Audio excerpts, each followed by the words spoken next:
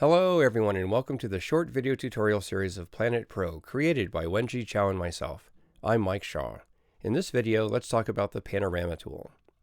Swipe down from the tool info area. The Panorama tool is the fifth tool in Planet. Let's tap to select it. Now there are three cases when we need the Panorama tool. The first case is when we shoot an image with an ultra wide angle of view that can't be captured in a single shot. If you tap the focal length, you can see the angle of view of each focal length lens. The widest rectilinear lens is 9 mm at 126.9 degrees, which means if you want to capture a scene that's wider than 126.9 degrees, you'll have to use a panorama. Of course, there's a fisheye lens option, but it's not rectilinear, so there's a lot of lens distortion. The second case when we need the panorama tool is when we want to create a photo with a resolution that's significantly higher than what your camera can do. For example, I can shoot a scene with a 16mm lens, but a multi-image panorama version of the same scene shot with a 35 or 50mm lens and then with the images stitched together in post-processing will create a super high resolution shot for printing. The third case for the panorama tool is to capture an immersive panoramic photosphere like the Google photosphere for a virtual reality or VR experience. This is different from the traditional panorama photos in that a photosphere has photos that cover 180 degrees from top to bottom and 360 degrees horizontally in a complete circle to create a complete sphere.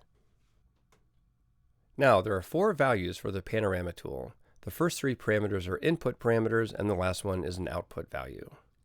The first parameter is the total angle of view. It's 180 degrees by default, which is the angle of view of a typical Milky Way arch. To change it, you can tap it to choose any value between 0 and 360 degrees.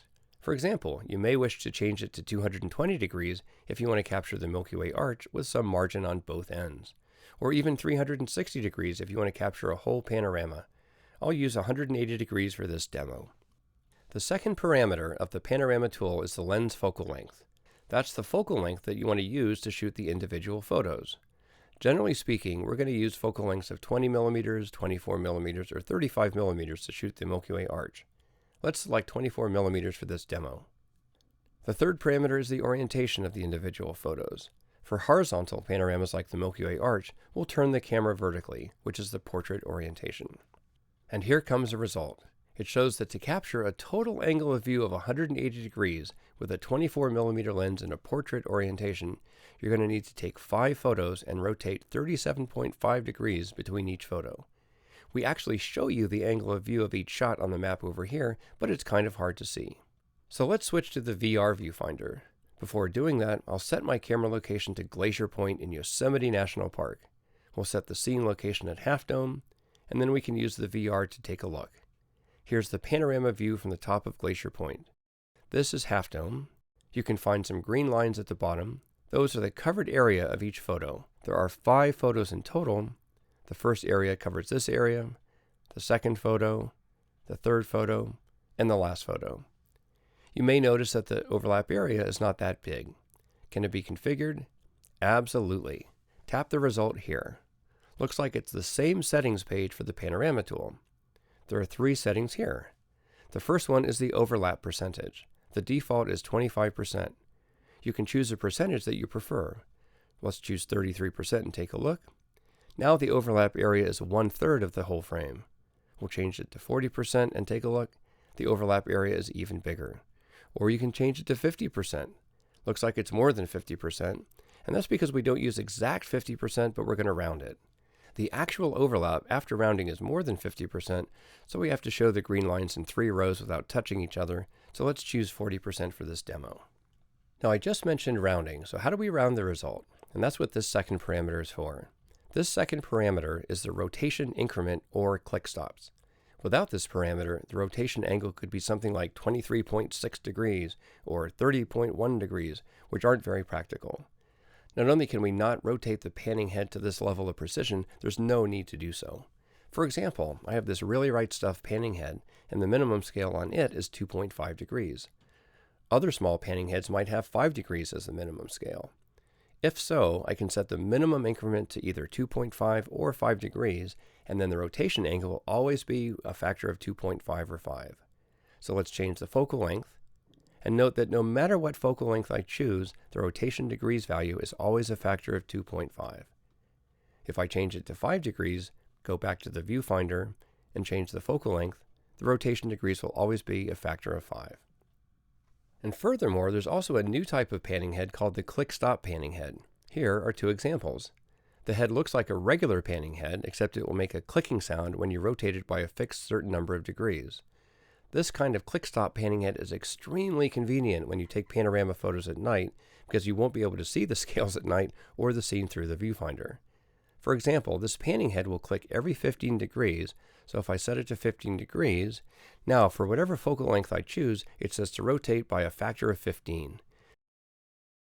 Here it says 30 degrees, so I can rotate this click-stop panning head to make 2 clicks, that's 30 degrees. It's very easy to do and very fast at night. Now let's use a real Milky Way arch example. Let's turn on the ephemeris feature, and we'll change to the Milky Way seeker page. Let's take a look at the VR. Just click this play button to preview all the possible Milky Way compositions at Glacier Point. Here comes the Milky Way center. Now the Milky Way arch is really high. We'll click to stop, and we'll click here to see all the possible nights. I'll find a night that has a small moon. How about this one? Let's take a look at the events for the date by tapping this event button. There are so many Milky Way-related events for the night. Here's the Milky Way center rise. This is the Milky Way arch at 20 degrees. It means the top of the arch elevation is 20 degrees altitude. Press and hold to close the event page and set the time for it. As you can see here, the Milky Way arch is now at 20 degrees, which is rather low. I can now use my 24mm lens to capture the whole Milky Way arch with no problem. When the Milky Way rises to an arch of 30 degrees, a 24mm lens can still do it okay. Maybe I can move the lens up a little bit so there's a little bit extra space at the top. Then, how about the Milky Way arch at 40 degrees? That's where the top of the Milky Way arch gets clipped. Not good. This is when you need to take a multi-row panorama. And Planet can simulate this too. Just tap here, and tap the last parameter and choose 2 rows. So now you see 2 vertical green lines to indicate the 2 rows.